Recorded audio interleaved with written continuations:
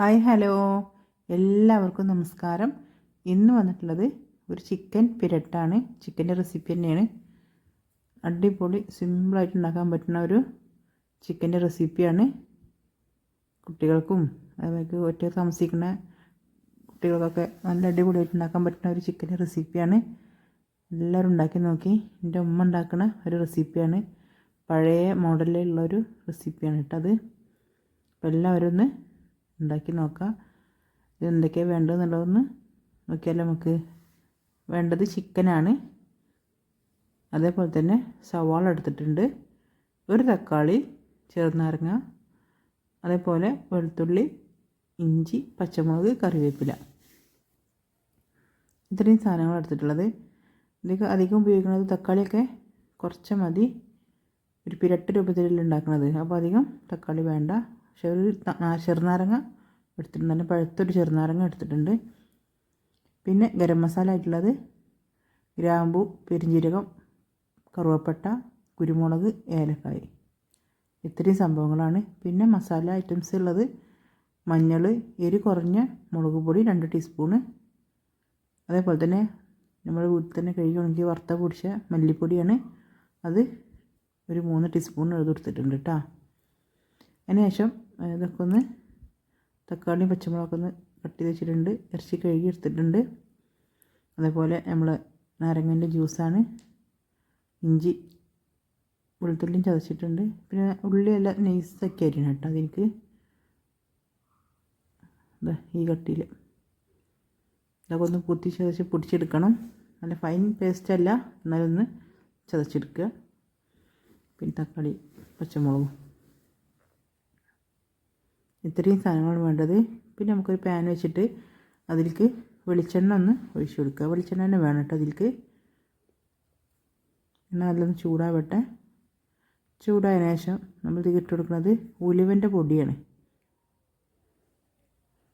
ഇത് ഉലുവ പൊടിച്ച പൊടിയാണ്. വേണമെന്നുണ്ടെങ്കിൽ മാത്രം ഇട്ട് കൊടുക്കുക. പ്രത്യേക ഒരു ടേസ്റ്റ് വരും നമ്മുടെ ഈ ഒരു കറിക്ക്.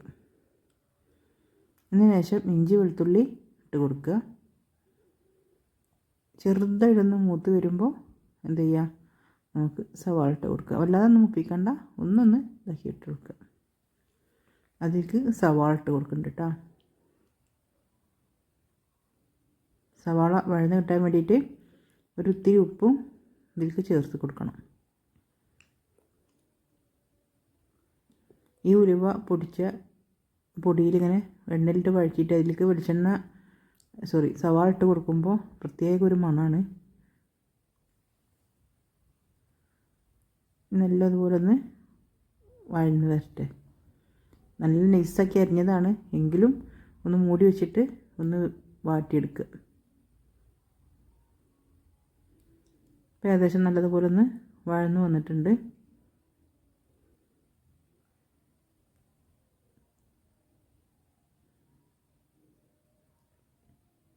ഇത് കറിവേപ്പിലയാണ്. ഈ ടൈമിൽ കുറച്ച് കറിവേപ്പില ഇട്ട് കൊടുക്കുക കേട്ടോ. അപ്പോഴും നല്ലൊരു മണം വരും നമ്മളെ കറിക്ക്. സവാളിൻ്റെ കൂടെ ആ ഒരു കറിവേപ്പില വഴറ്റുമ്പോൾ ഇഞ്ചി വെളുത്തുള്ളിയൊക്കെ ഉണ്ടല്ലോ. പിന്നെ നേരത്തെ എടുത്ത് വെച്ച ഗരം മസാല ഐറ്റംസ് ഉണ്ടല്ലോ, കുരുമുളക്, പെരുംജീരകം, ഇതൊക്കെ അതേപോലെ ഒന്ന് ക്രഷ് ചെയ്തെടുക്കുക. നല്ല ഫൈൻ പേസ്റ്റ് അല്ല, ഒന്ന് ക്രഷ് ചെയ്തെടുക്കുക. പണ്ടൊക്കെ ഫൈൻ പൊടിയൊന്നും ഇല്ലല്ലോ, ഇങ്ങനെ കുത്തിച്ചതച്ചിട്ടുള്ള പൊടി തന്നെ ആയിരിക്കും. എൻ്റെ അമ്മക്ക് ഇങ്ങനെ തന്നെയാണ് ഉപയോഗിക്കൽ.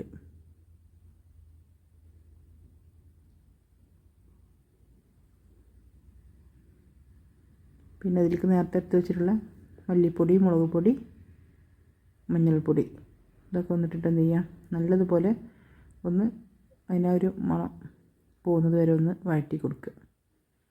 ചെറുതായിട്ട് തീ ചെറുതാക്കി കുറച്ചിട്ടുണ്ട് കേട്ടോ.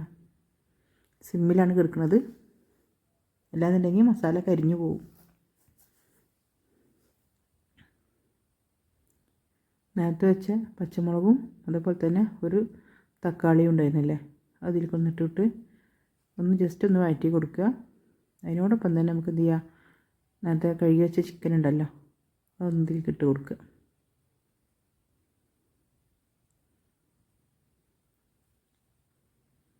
നല്ലതുപോലെ ഒന്ന് മിക്സ് ചെയ്യുക.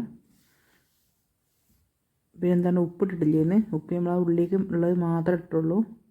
അപ്പോൾ ഇതിൽ കുറച്ച് ഉപ്പിട്ട് കൊടുക്കണം. അതേപോലെ തന്നെ ആ നാരങ്ങൻ്റെ ജ്യൂസ് ഉണ്ടല്ലോ, അതൊന്നും ഇതിലേക്ക് ഒഴിച്ച് കൊടുക്കുക.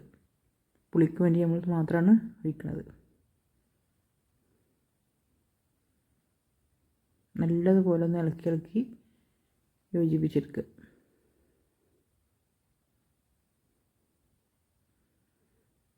സിം എപ്പോഴും ചെറിയ തീയിലാണ് ഇട്ടിട്ടുള്ളത് കേട്ടോ. ഫ്ലെയിം എപ്പോഴും സിമ്മിലാണ് കിടക്കുന്നത്. നല്ലതുപോലെ യോജിപ്പിച്ചിട്ടുണ്ട്. ഇനി തീയൊന്ന് അല്പം കൂട്ടി വെച്ചിട്ട് മൂടി വെക്കുക.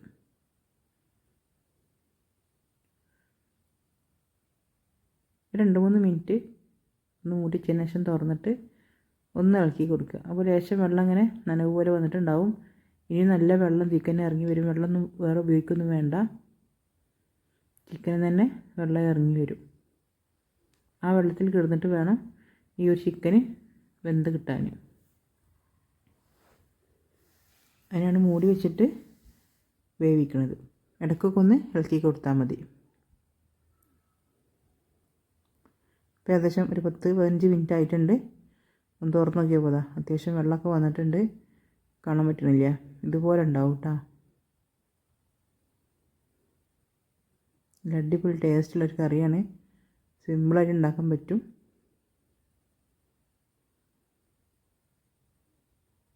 ഇതേ കണക്കിന് ബീഫ് ഉണ്ടാക്കുക. പക്ഷേ ബീഫിന് കുറച്ച് വേവ് കൂടുതലാണ്. അതൊന്ന് കുക്കറിൽ 2 വിസിലൊക്കെ അടിച്ചിട്ട് വേണം ചെയ്യാൻ.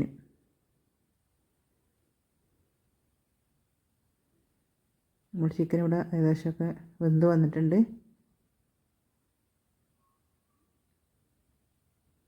ഇനി വെള്ളം ഒന്ന് വറ്റിച്ചെടുക്കണം. എല്ലാം വറ്റണ്ട, ഒന്ന് വറ്റിച്ചെടുക്കുക. നമ്മൾ എണ്ണയൊക്കെ അങ്ങനെ തെളിഞ്ഞ് വരും. ഇതിലേക്ക് നേരത്തെ മാറ്റി വെച്ച കറിവേപ്പില ഉണ്ടല്ലോ, ബാക്കി അത് ഇട്ട് കൊടുക്കുക. നമ്മുടെ അടിപൊളി കറി ഇവിടെ റെഡി ആയിട്ടുണ്ട്. എല്ലാവരും ഉണ്ടാക്കി നോക്കുക. Okay, thank you.